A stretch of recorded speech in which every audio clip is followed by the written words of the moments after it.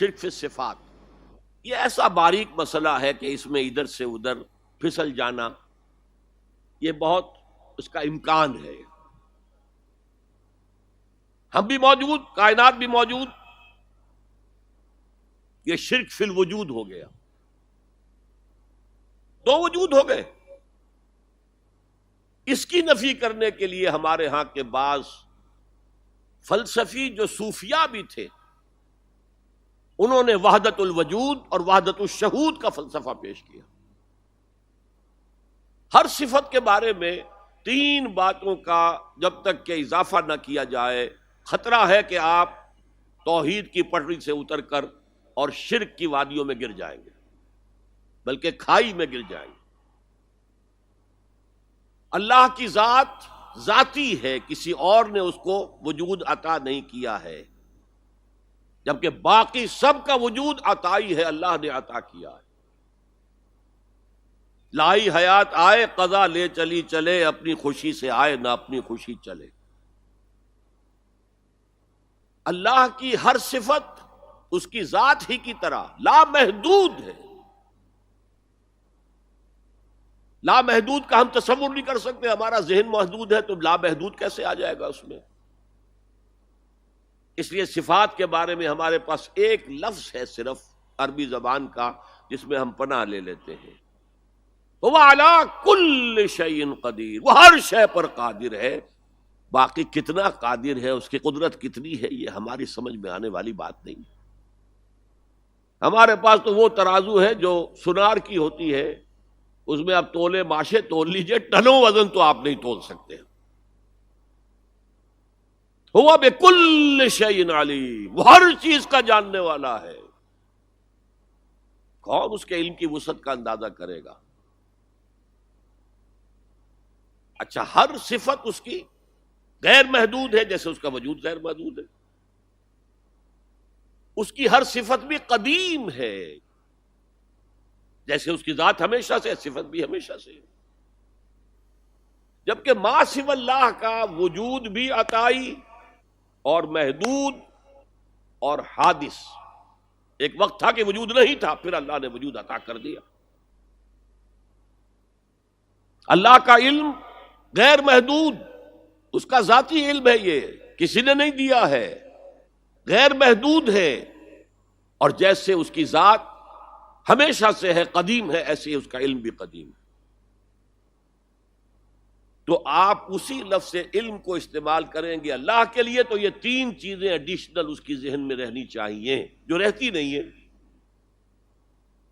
اور انسانوں میں سے کسی کا بھی ہو، فرشتوں کا بھی ہو، سبحانک لا علم لنا الا ما علمتنا، صاف کہہ دیا تھا کہ نہیں. اور ابھی آپ نے آیت الکرسی کا ترجمہ سنا ہے، لا یحیطون بشیء من علمہ الا بما شاء. مخلوقات میں سے کوئی بھی اللہ کے علم میں سے کسی شے کا احاطہ نہیں کر سکتا سوائے اس کے جو اللہ چاہے. اس نے جس کو چاہا جتنا چاہا علم دے دیا. تو یہ صفات، اور صفات میں نوٹ کیجئے 6 صفات، ویسے تو اللہ کے 99 نام ہیں، but if you boil them down, اگر ان کا آپ نکالے نچوڑ تو وہ 6 صفات ہیں جن کو مانا جاتا ہے ام الصفات، بنیادی صفات.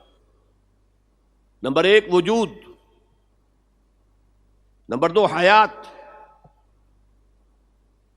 نمبر 3 علم، نمبر 4 قدرت، نمبر 5 ارادہ، نمبر 6 کلام، متکلم ہے، کلام ہے اس کا. فعال لما یرید ہے، ارادہ کرتا ہے، جس چیز کا ارادہ کر لے کر گزرتا. الحی ہے. تو وجود، حیات، علم، قدرت، ارادہ، کلام. اب وجود کا مسئلہ ہے، اللہ بھی موجود، کائنات بھی موجود، یہ اشتراک ہو گیا. ان کے درمیان کیا رشتہ ہے؟ توحید وجودی جس کو کہا شاہ ولی اللہ دہلوی نے، اور مجدد الفسانی رحمت اللہ علیہ نے جسے وحدت الشہود قرار دیا. انہوں نے کہا یہ کائنات حقیقی نہیں ہے، حقیقی وجود صرف ایک ہے، وہ اللہ کا ہے. یہ توحید وجودی ہے. یہ اعتباری وجود ہے. جیسے دعا استخارہ میں ہم کہتے ہیں فَإِنَّكَ تَعْلَمُ وَلَا أَعْلَمُ وَتَقْدِرُ وَلَا أَقْدِرُ. اے اللہ تو جانتا ہے سب کچھ، ہم کچھ بھی نہیں جانتے. تو کیا کچھ بھی نہیں جانتے؟ کچھ تو جانتے ہیں نا. لیکن اللہ کے علم کے مقابلے میں ہمارا علم زیرو کے درجے میں ہے، نہ ہونے کے درجے میں ہے. پھر یہ کہ اسی کا دیا ہوا علم ہے. قدرت ہمیں بھی اللہ نے کچھ نہ کچھ قدرت دی ہے، اس سے اعمال ہم کرتے ہیں. اللہ کی قدرت کے مقابلے میں ہماری قدرت زیرو ہے، اللہ کے وجود کے مقابلے میں ہماری وجود زیرو ہے. جس کے لیے مختلف مثالیں دی شیخ احمد سرہندی رحمت اللہ علیہ نے کہ آپ ایک لاٹھی لے لیں، لاٹھی کے سرے پر کپڑا باندھیں، مٹی کا تیل ڈال دیں، آگ لگا دیں. ایک شعلہ جوالا، شعلہ آپ کے ہاتھ میں آ گیا. اب لاٹھی کو تیزی سے ایک دائرے میں حرکت دیں. دیکھنے والوں کو ایک آتشی دائرہ نظر آئے گا. وہ آگ کا دائرہ نظر آئے گا کہ نہیں؟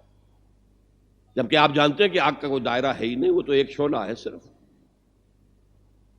تو یہ کائنات کیا ہے؟ کل ما فی الکون وہم او خیال اور وقوس فی البرایا اور ظلال. اس کائنات میں جو کچھ ہے یا ہمارا وہم ہے یا ہمارا خیال ہے، یا جیسے آئینے کے اندر تصویر نظر آ جاتی ہے. آپ کو معلوم ہے آپ آئینے کے سامنے کھڑے ہیں، آئینے کے پیچھے تو کوئی نہیں ہے، آپ نظر آ رہے ہیں پیچھے. یا ظلال ہیں، سائے ہیں، درخت کا سایہ زمین پر پڑ رہا ہے. بہرحال اس طریقے سے، اگرچہ میں اب تفصیل میں نہیں جانا چاہتا اتنے بڑے مجمع میں، اس لیے کہ یہ بڑے مشکل، بہت مشکل مسائل میں سے ہے. فلسفہ وجود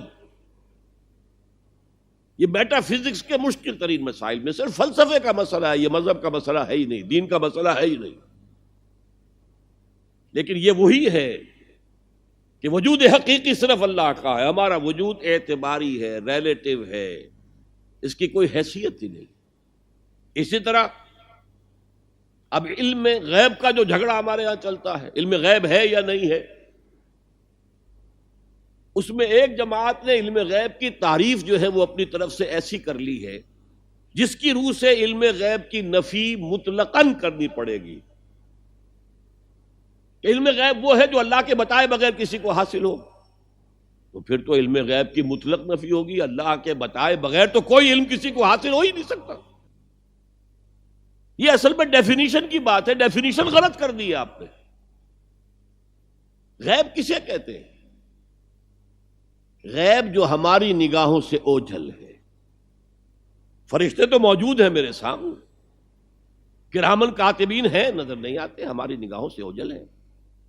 اللہ تعالیٰ بتاتا ہے تمہارے آگے پیچھے حفظہ، حفاظت والے جو ہیں فرشتے چلتے ہیں. اور آپ نے کبھی دیکھا ہوگا کہ گاڑی کوئی سناٹے سے ایسی گزر گئی ہے آپ کے ساتھ سے کہ آپ محسوس کریں کسی نے آپ کو دھکا دے کر بچایا. کوئی غیر مرئی طاقت ہے، انویزیبل طاقت ہے جس نے آپ کو ہٹایا ہے اور گاڑی سے بچایا ہے. فرشتے ہیں، ہر جگہ ہیں، ہر آن ہے. تو اس اعتبار سے غیب ہے، فرشتہ ہم نہیں دیکھ سکتے. حضور نے جبرائیل کو ان کی اصل شکل میں صرف 2 مرتبہ دیکھا ہے. ایک مرتبہ غار حرا سے اترتے ہوئے آپ نے دیکھا، آواز آئی یا محمد. یہ چوتھی وحی جو ہے اس سے پہلے واقعہ پیش آیا. آپ نے دیکھا سامنے، آگے، پیچھے، دائیں بائیں کوئی نہیں ہے. وہ تھوڑا سا خوف سا احساس ہوا، آگے بڑھے، پھر یا محمد. پھر آپ نے دیکھا دائیں بائیں آگے پیچھے کوئی نہیں ہے. پھر آواز آئی یا محمد. اب نگاہ اٹھا کر دیکھا تو جبرائیل پورے افق پر چھائے ہوئے. وَهُوَ بِالْأُفُقِ الْأَعْلَى فَدَنَا فَتَدَلَّى فَكَانَ قَابَ قَوْسَيْنِ أَوْ أَدْنَىٰ فَأَوْحَىٰ إِلَىٰ عَبْدِهِ مَا أَوْحَىٰ. ایک اس موقع پر جبرائیل کو ان کی اصل ملکی شکل میں دیکھا ہے، اور ایک شب معراج میں دیکھا ہے ملکی شکل کے اندر. تو باقی تو ہر دفعہ حضرت جبرائیل یا تو وہی ہے تو اس میں جبریل فرشتہ نظر نہیں آ رہا، وہ تو روح الامین، روح محمدی پر نزول کر رہا ہے، نازل کر رہا ہے قرآن. ان آنکھوں کا اس میں کوئی دخل ہے ہی نہیں، ان کانوں کا اس میں کوئی دخل نہیں. شب معراج میں آپ نے کیا نہیں دیکھا؟ جہنم کو دیکھ لیا، جنت کی سیر کر لی۔ یہ غیب ہے ہمارے لیے۔ تو جو چیزیں ہمارے لیے غیب، میں اس سے پہلے ایک گفتگو میں کہہ چکا ہوں کہ اللہ کے لیے تو غیب کا سوال ہی نہیں۔ وہ جب کہتا ہے عالم الغیب والشہادہ، وہ ہمارے اعتبار سے کہتا ہے جو چیزیں تمہارے لیے غیب ہیں اللہ ان کا بھی جاننے والا ہے، اور جو تمہارے لیے جو موجود ہیں سامنے جنہیں تم دیکھ سکتے ہو، چاہے ان کو دیکھنے کے لیے تم نے ٹیلیسکوپ ایجاد کر لی ہے تو اس سے تمہاری آنکھ کی صلاحیت بڑھ گئی، اگر مائکروسکوپ ایجاد کر لی ہے تو اس سے بھی تمہاری آنکھ کی صلاحیت بڑھ گئی ہے ایک اعتبار سے۔ بہرحال ہے یہ تمہارے اپنے حواس خمسہ۔ تمہارا علم تو وہی تک رہے گا جو امور ان حواس خمسہ کی گرفت میں آ سکیں۔ ان سے جو ماوراء ہیں، جس کو آپ کہتے ہیں ماوراء الطبعیات، فزیکل ورلڈ سے ماوراء، جس کو میں نے اپنی گفتگو میں کہا تھا عالم امر ایک عالم خلق ہے۔ ہماری ساری سائنس، ہمارا سارا مطالعہ، ہماری ساری علم جو ہے وہ عالم خلق سے متعلق ہے، عالم امر سے کوئی تعلق ہی نہیں۔ عالم امر سے تعلق رکھنے والے فرشتے ہیں اور انسان کی روح ہے۔ یسألونک عن الروح قل الروح من امر ربی، اور عالم امر کے اندر یہ چیزیں، واقعات، تخلیق اس طور سے ہوتی ہے کہ اس میں صرف کن، صرف یہ کہا جاتا اور ہو جاتا، ٹائم ایلیمنٹ کوئی نہیں ہے۔ انما امرہ اذا اراد شیئا ان یقول له کن فیکون۔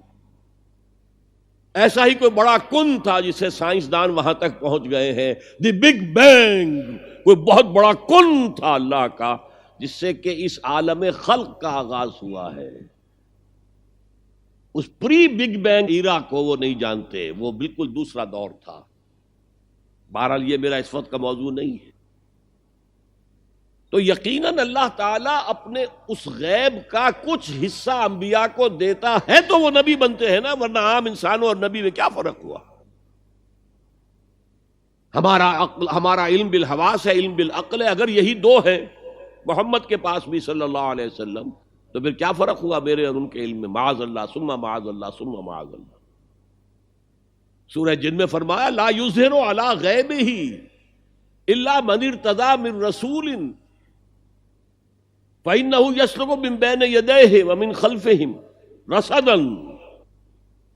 وہ اپنے غیب کے اوپر مطلع نہیں کرتا کسی کو بھی سوائے رسولوں کے، جن میں سے رسولوں کو جتنا چاہے دے۔ کذالک نوری ابراہیم ملکوت السماوات والارض، اسی طرح ہم ابراہیم کو دکھاتے رہے، آسمانوں اور زمین کے ملکوت کی سیر کرائی۔ نبی یقیناً عالم غیب کے علم میں سے کچھ حصہ پاتا ہے، تبھی تو نبی بنتا ہے، ورنہ نبی ہونے کا کیا سوال؟ باقی یہ کہ میں نے جیسا کہ پہلے بھی کسی تقریر میں عرض کیا ہے، میں ابھی طالب علم تھا، 19-20 برس کی عمر، تو میں نے ایک بہت بڑے عالم دین، بریلوی مکتب فکر جو ہمارے ہاں مشہور ہے، مولانا منظور احمد شاہ صاحب، منٹگمری جو اب سائیوال کہلاتا ہے، اس زمانے وہ منٹگمری کہلاتا تھا، میں ان کے پاس گیا علم غیب کے مسئلے میں کہ آپ کا موقف کیا ہے۔ انہوں نے اپنی کتابیں لا کر دکھائیں، اپنے اسلاف کی تصانیف دکھائیں کہ دیکھیے ہم حضور کے علم کے بارے میں 3 باتیں مانتے ہیں۔ حضور کا علم ذاتی نہیں ہے، عطائی ہے، اللہ کا دیا ہوا ہے۔ حضور کا علم غیر محدود نہیں ہے، محدود ہے۔ حضور کا علم قدیم نہیں ہے، حادث ہے۔ میں نے کہا ان 3 باتوں کے بعد میرا کوئی جھگڑا نہیں آپ سے، اس سے آگے یہ کہنا کیا معلوم تھا کیا نہیں تھا، یہ آپ اپنے حدود سے تجاوز کر رہے ہیں، یہ آپ اپنے حدود سے باہر نکل رہے ہیں۔ اب رب نے اپنے بندے کو کیا کیا علم دیا ہے وہ جانے، ہم نہیں ناپ سکتے، ہم تو محجوب ہیں، پردے میں ہیں، اوٹ میں ہیں، عالم غیب میں ہمارا گزر ہی نہیں ہے۔ اسی پر آپ قیاس کرتے چلے جائیے، باقی تمام صفات کا معاملہ بھی یہی ہوگا کہ جو بھی صفت ہے اللہ کی، وہ اللہ کی ذاتی ہے، کسی کی عطا کردہ نہیں ہے۔ وہ جیسے اس کی ذات غیر محدود ہے، وہ صفت بھی غیر محدود ہے، جیسے اس کی ذات قدیم ہے، وہ صفت بھی قدیم ہے۔ جملہ مخلوقات کی جملہ صفات عطائی ہے، اللہ کی دی ہوئی ہے، جیسے ان کا وجود عطائی ہے، وہ لا محدود نہیں ہے، محدود ہے۔ اسی طریقے سے وہ حادث ہے، قدیم نہیں ہے. بس یہ ہے باریک سی بات، یہ 3 باتیں ذہن میں رہے تو آپ شرک صفات سے محفوظ ہو جائیں گے. هي الحلقات تحفظني بآيات من القرآن، هي الحلقات تملأني بحب المصطفى العدنان، هي الحلقات تحفظني